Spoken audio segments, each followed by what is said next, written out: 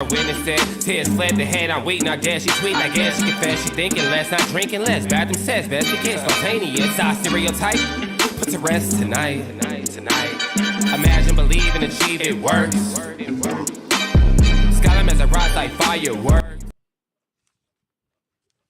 Hey, hello everybody, and welcome to this edition of After the Storm, your Thunder post-game analysis live stream.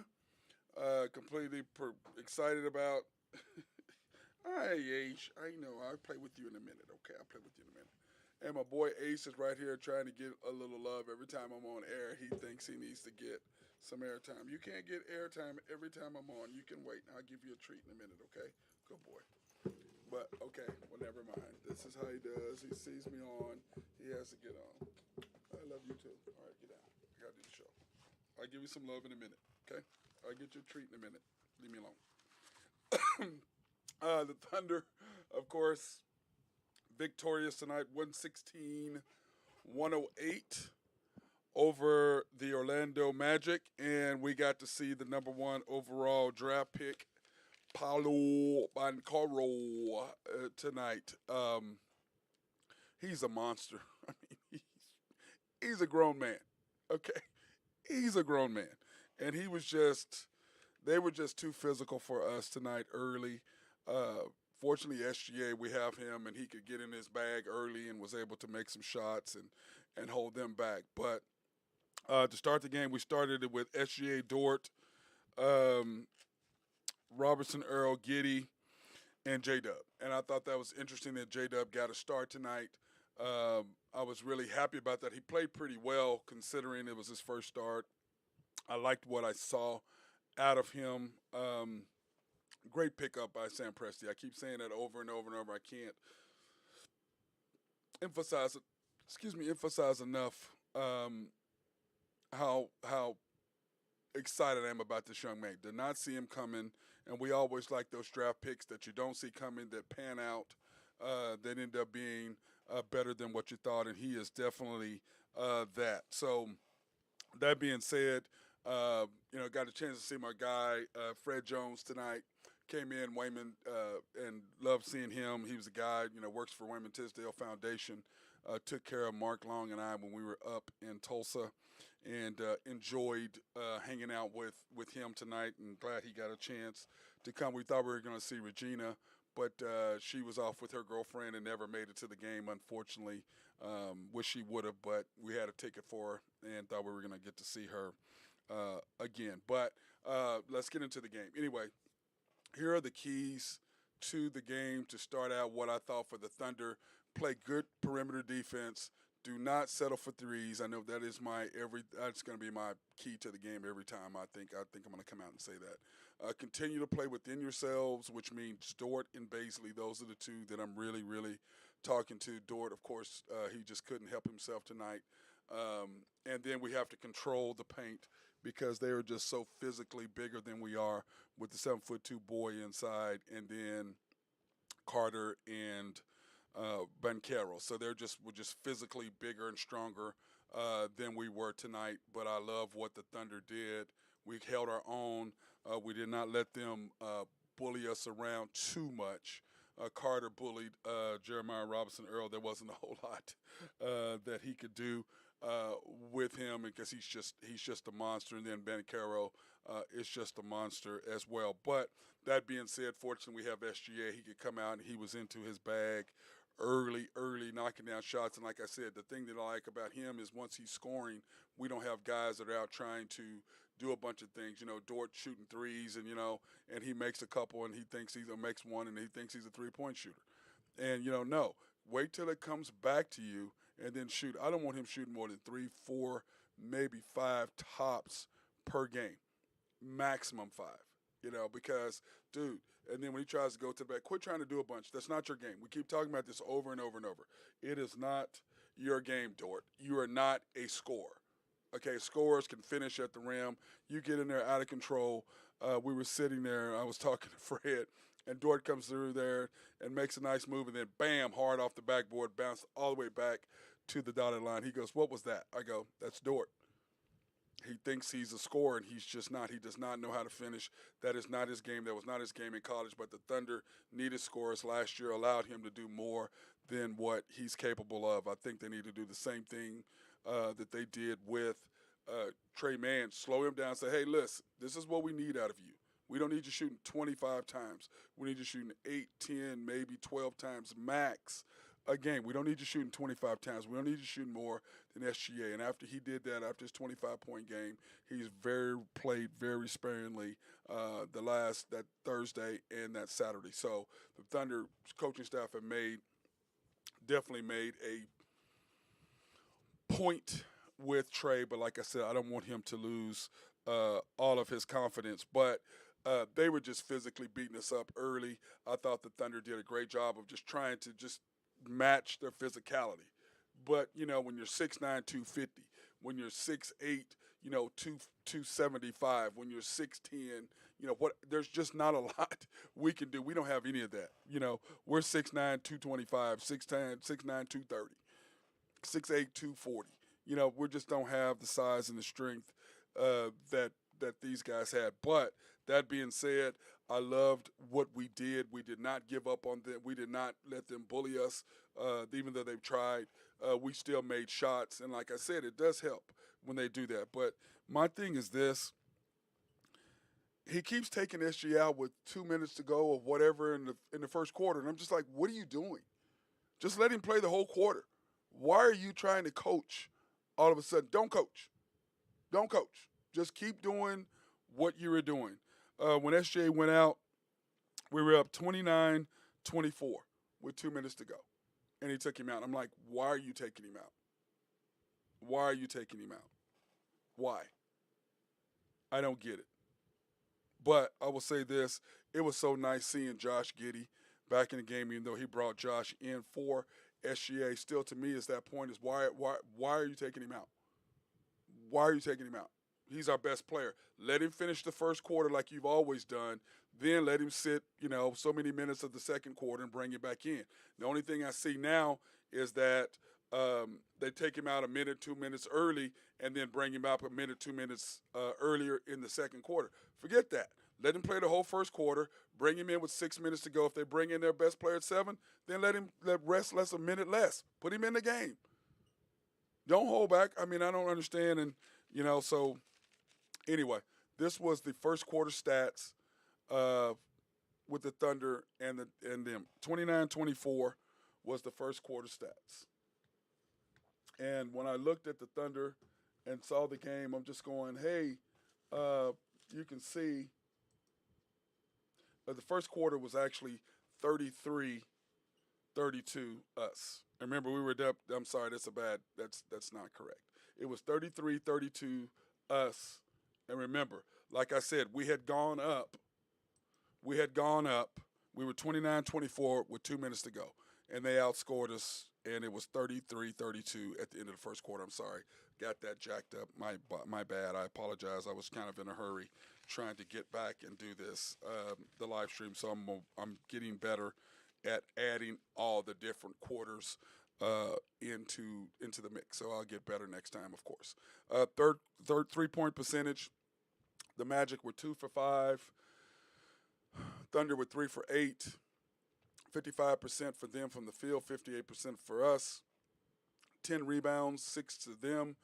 18 pips, which is point in the paint. 20 for us. 7 turnovers, 4 turnovers. Now, I didn't like the fact we had turned the ball over so much. That's really not like us.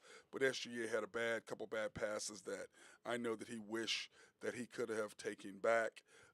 Bench scoring, Magic 8, Thunder 12. I like the fact of what I saw there, and that has a lot to do with our supporting cast coming back and making some huge contributions for us. But like I said, up 29-24 with 2 minutes to go, they pull SGA. Same thing in the Mavericks game. They did the exact same thing. We were up, and you let them get back in the game and let them get momentum. I don't understand why he's doing that. I really don't get it. It's like, dude, what are you doing? Quit trying to coach, okay? Let SGA finish the quarter out. And I understand that you're trying to bring him in earlier in the second quarter. But let him finish out the first quarter. The best player needs to finish the first quarter, let him rest so much in the second quarter. And if you can keep him out to 6 minutes to go, great. If their best player comes in at 7 minutes, then hell, he has 1 minute less. So what? Put him in the game. SGA just doing what he wants to do. He is so shifty, so crazy. Love his stat when you see his stat line at the end. He was quite impressive. And talking to Fred, this was the first time he had really watched them up close, and we had a really good conversation. Also, my guy Lenny Hatchett, the coach of Dale City, was there as well, and he and I were having a good conversation. And normally it's myself, Randy Wright, my former college roommate, former Oklahoma High School Player of the Year, and then Mark Long. Those are the ones that I'm usually bouncing stuff off. They're giving me great little nuggets during the game. But today it was Fred and Lenny just asking questions and talking about things. And as we get into the third quarter, it was a third quarter. We'll talk about that. And Lenny made, the Thunder had a certain lineup in there, and he asked me what I thought. I said, well, we're down, 15, 16.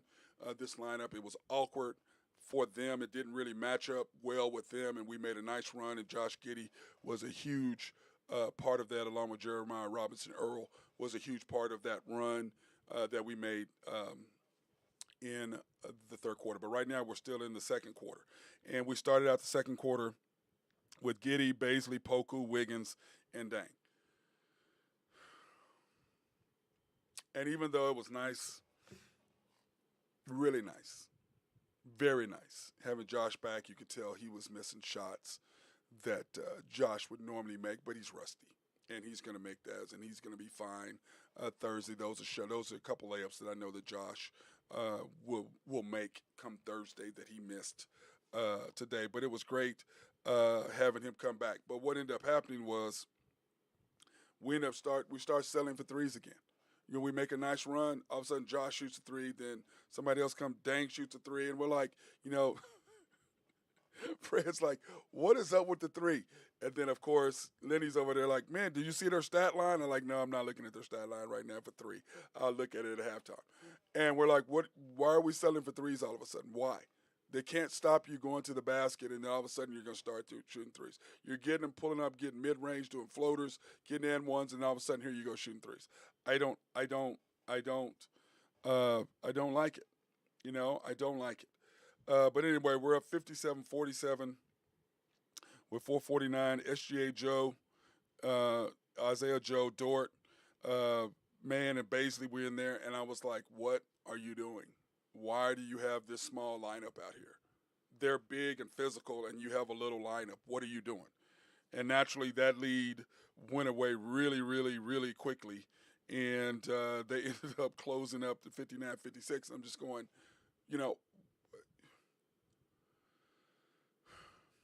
I don't want anybody to get fired. That is not what I'm trying to say here. But, coach, what are you doing? Why are you trying to coach?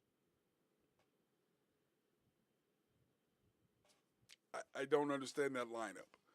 When he did that, we all three looked at each other like, what are you doing? And they went boom, boom, boom, boom, boom. All of a sudden, it's 59-54. 59-56, just like that. It's like, okay, you just gave them all the momentum. It's like sometimes what he does is, by him, some of the lineups he puts out there, it's like, okay, this lineup is not going to work. What the hell are you looking at? This lineup is not going to work. And as soon as they come out there, I look at it and I'm going, this lineup is not going to work. Randy Wright's the same way. He's like, this lineup is not going to work. Anybody's looking at it like, this lineup is not going to work. What are you doing? What makes you think that lineup right there is going to work? There's nothing that I see that's going to say, man, that's going to work. And you go from up 10 to up 3 with that lineup. And then, of course, you've got to bring in Giddey for Mann and J-Dub for Joe. And you got Baisley out there. I mean, I'm like, against big teams, I know that you want to try to go small. But when they're killed, they saw that instantly and they just killed us. They're long and they're big and they're athletic. They're just not big. They're athletic. They can move. They can defend. So being small gives us no benefit when they can defend the perimeter. Zero. You got to match in our bigs with their bigs because they're just going to cloud the paint so we can't go to the basket. That's all they're going to do. which is basically what they did, and shut us down in the second quarter. And it was just very frustrating uh, to watch um, that happen. I was just like, it was frustrating. So, halftime, score 66-63. They had the lead. They were 7 for 15 from three, 6 for 19 we were from three. Now remember, second quarter, they were I mean, the first quarter they were 2 for 5. 2 for 5. So they went 5 for 10 the second quarter, simply because the lineups we had they got rolling. And what have I said all along? Your defense gets you rolling. Once you make some plays defensively, you come down, you get some dunks, you get some layups, crowd gets into it, you start making shots. Well, with them, it's the same way. They got some stops, got some turnovers, got some easy baskets. They got into the flow, and bam, bam, bam, bam, they're knocking down threes, regardless whether you have a hand in their face or not. Their field goal percentage went up to 54%. Actually went down a point because they were at 55, a half a point.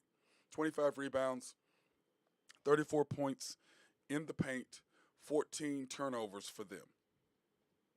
Us, 6 for 19. Once again, here we go from three-point range. 49% from the field, 16 rebounds, 33 points in the paint. And then, of course, bench scoring, they caught up to us. They were ahead by one. And basically, the difference is when you're looking at this is that they went 5 for 10 from three because they got into a roll, got into a groove because of the lineup that he had in there. And once you put in the wrong lineup, the other team gets going. It doesn't matter if you try to match up and put a different lineup in there. This is the league. This is the NBA. Once they get rolling, they get rolling. There's not a lot that you can do to change it up. Once they get going, they're going. And that's exactly what happened. And we went from being up to down, just like that. And it's all started with him taking SGA out with 2 minutes to go in the first quarter, just like he did at Dallas, just like he did with the Clippers. Every time he takes him out early, we lose our momentum going into the second quarter, and they get momentum going into the second quarter, and all of a sudden the second quarter belongs to them, not us. And it's just very frustrating for someone like me to sit there and watch this and go, what are you doing? They outscored us 34-30 in the second quarter. 34-30. Why is that? Why is that? Because of the lineups. It's not rocket science. It really isn't. It's not hard to figure out what lineups work, what lineups do not work. It's not rocket science. Or at least not for me, it's not. And it's just frustrating for me to watch him and what he does sometimes with the lineups that he does. It's just hard for me. I'm just going, I don't understand why you have that group in there. It's just like sometimes you start a guy in the start group in the fourth quarter. Why are you starting that group? Why is that guy starting? What are you doing? I mean, I guess if you're going to do stuff, if you're going to try to figure stuff out, who's going to do what, this is the time early in the season to figure out who fits work. That's the only thing I can say that he's doing is figuring out which lineups work and which lineups he's not going to be able to have on the floor. So that being said, let's take a quick break. Since it's a halftime break, MC Sports Network sponsors, of course, are Collaborative Logic.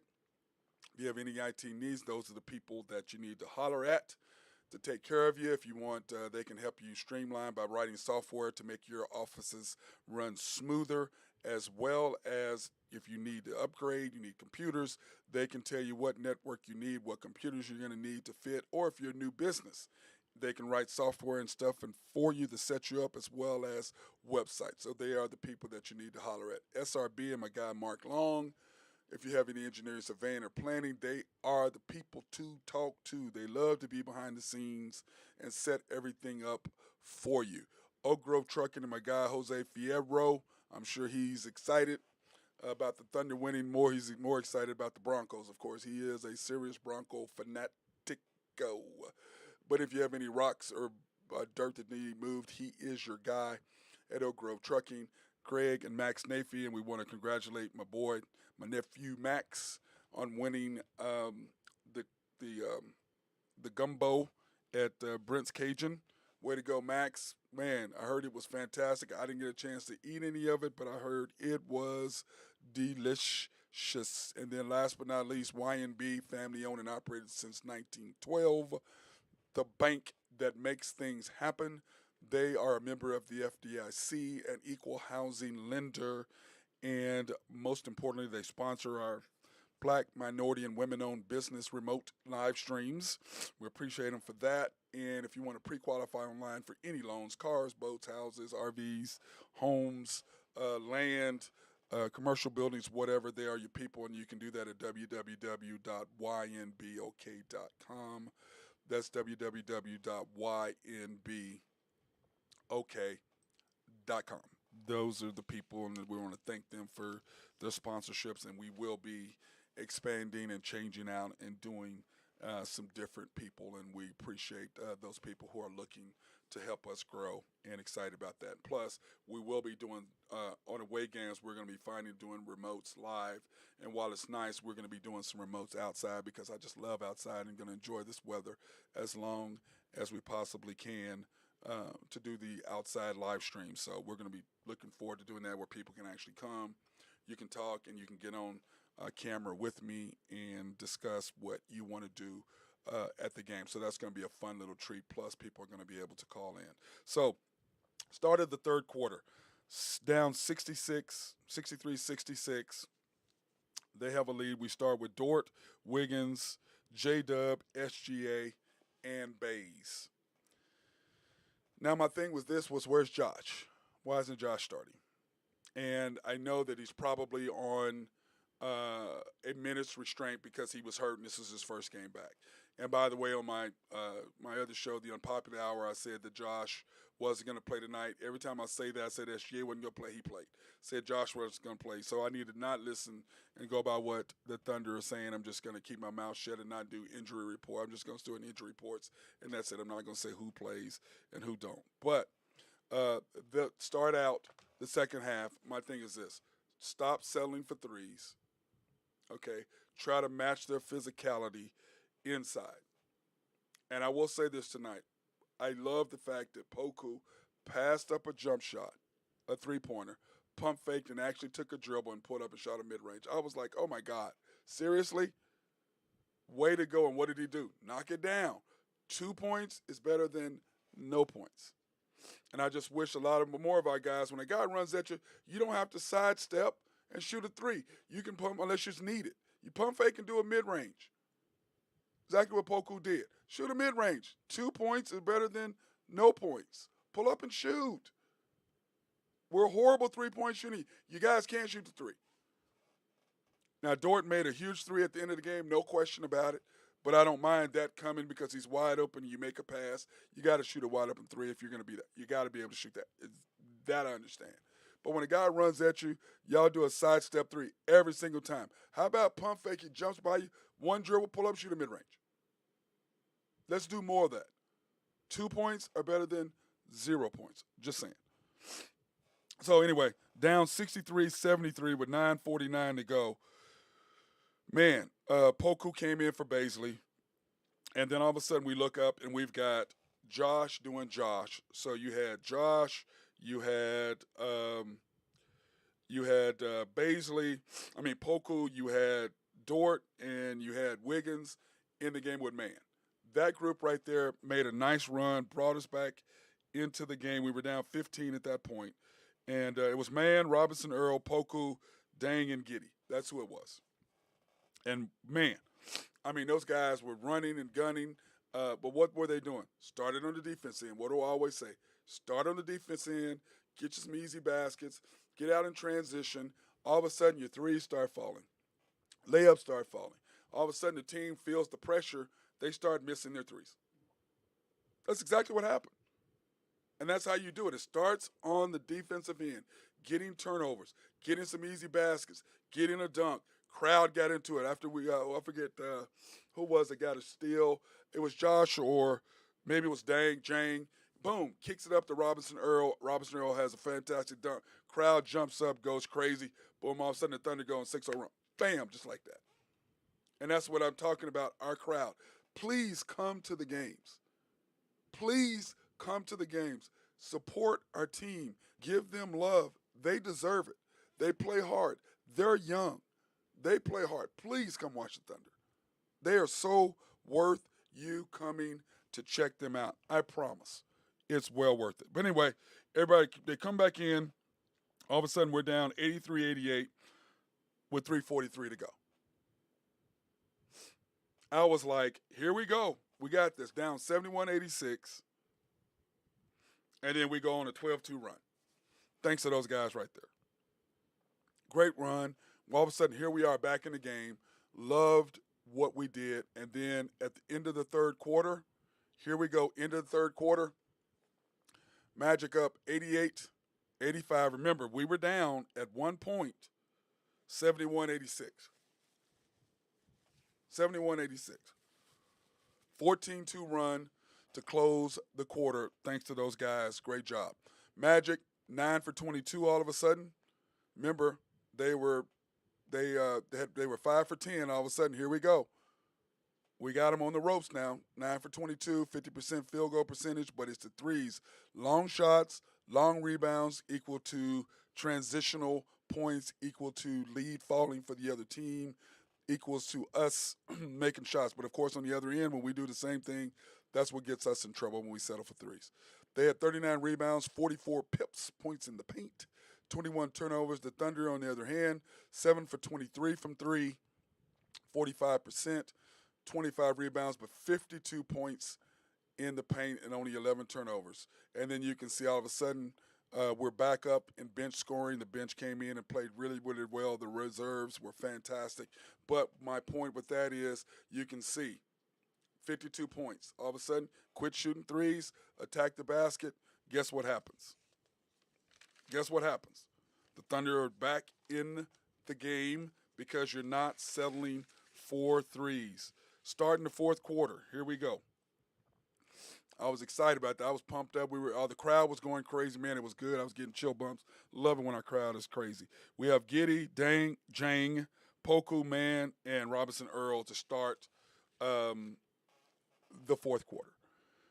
And they did a great job of holding their own, staying close, not letting them get a lead back from us. Josh was a big part of that, doing what Josh does, doing Josh Giddey things. Love it when I'm so happy that he's back so we can have somebody other than SGA to, when we need baskets, to settle us down, to keep them from going on a run. We have somebody who can do that. Josh was fantastic tonight, but so was the whole crew. Poku played great. Basically didn't score, but he played really good defense. The only thing is Dort doing Dort stuff, playing out of control. If we can get him back. And, of course, SGA is doing what SGA does. So that being said, all of a sudden it's 102-104 with 5 minutes to go. I mean, we're going back and forth, and we've got SGA, Robinson Earl, Poku, Man, and Dort in the game. And our defensive pressure, and I put down defensive pressure as my thing right there, defensive pressure. Why? Well, why do I say that? Because our defensive pressure made all the difference down the stretch in the last 5 minutes. That and SGA doing SGA stuff. It's so nice when you have a closer. When you got a guy who can shut down the other team and go, let me go get baskets. Let me go get buckets. It's so nice to have him. It is. You guys don't even know how nice it is to have a closer. A guy that you know is going to take the pressure off of everybody else, because you got Dort in there flying through, trying to do all this stuff, and he's just not capable of. And then what happens? SGA says, forget all that. Let me do my thing. Score, score, score. All of a sudden, we relax. There's not pressure. Now all we got to do is just do what we do and hit open shots. And Dort made an amazing three to close the door. But what happened was SGA took it over and said, let me score. And he went boom, boom, boom. And when he does that, it just if you'll start noticing, our team relaxes once he's in his bag and starts scoring. And then he'll score 3 or 4 times, then he'll kick it out. Somebody get a layup, somebody hit a wide open jumper, and then everybody's flowing. but it starts on the defensive side of the basketball. Starts on the defensive side of the basketball. Love what the Thunder did. They won this game with their defense without question. Oh, let's do the end of the game stats right here. The Thunder 116-108, second game in a row that we shot 116. We had 117 against the Mavericks on Saturday. 116 is about, I told you, we need to average 112 to 114 points a game is where I think for us to be successful. Anyway, 116-108. Magic ended up being 10 for 29 from three. We were 10 for 34. And I told you I don't want to shoot more than 35 times a game. I think that's the maximum we should ever shoot. I want us around 30, 32 is where I would love us. 34, 35 is just a lot. That is just the maximum I ever want us to shoot. 44% for them, 47% our defense was stellar. And then, of course, rebounds. I messed up on the points in the paint. I didn't get that for them. 70 for us, 24 turnovers, 24 turnovers for them made all the difference. 15 for us. Once again, we're only averaging a little over 11 turnovers a game. Like that, 15 is about the maximum I ever want us to be in turnovers because once we do that, we take care of the basketball. It makes a huge difference. And when you compare the first half and the end of the game, here you go. We were down 66-63. We ended up winning 116-108, and that was all due to what happened in the end of the third quarter and then SGA closing out in the fourth quarter. You can see that they went 3 for 14 from three in the second half. Defense got them. That's all it was. And then, of course, we were 4 for 15 in the second half. We got to cut down on the threes. We just got to stop selling for threes. If we can get that in our mind and start making more mid-range, it'll make a huge difference. But you can see they went down from shooting 54% from the field to 44%. Defense was outstanding today. And when you see that now, when you do the Thunder box score, this is everything that you need to know right here about this game. SGA, 12 for 18 for 34. Just ridiculous. But once again, 0 for 3 from 3. 4 rebounds, 5 turnovers, way, way too many. He had some passes. I'm like, what are you doing as bad as Josh Giddey and his damn left-handed pass? Stop that. I can just hear Coach Sutton with that damn left-handed pass. I can just see. Every time he throws it, I can just see Coach Sutton saying that. Lou Dort, 14 points, 5 for 16 from the field. Way too many shots. 3 for 8, made a couple big threes. Got to give him that, but 16 shots is just way too many for him. Robinson Earl, big game. We needed him, especially in the third quarter on that run to get us back down 15. Made a nice run, 5 for 8, 0 for 2. Love that stat line for him, 5 ribbies. Good job, nice stat line. Poku, nice stat line for him, 16 points, 7 for 13.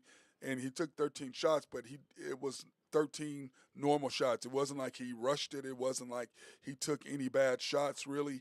I thought he played well within himself, and I'm really proud of him turning down that 3, pulling up, shooting the mid-range, just like I've been saying. Like that about him. 2 for 5 from 3, including a huge 3. Again, he and Dort hit 2 big, huge threes in the fourth. 9 rebounds, 3 blocks, using his length. Down low, you got to have it. Nice to have Josh. Only 7 points, 3 for 12.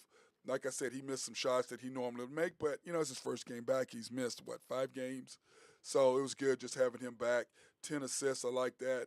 And 1 rebound, that's just unheard of for him only having 1 rebound. But, what he was playing and what he was doing, it was just kind of tough. Trey Mann, glad to see him back in double digits, 13 points, 4 for 8, 2 for 5.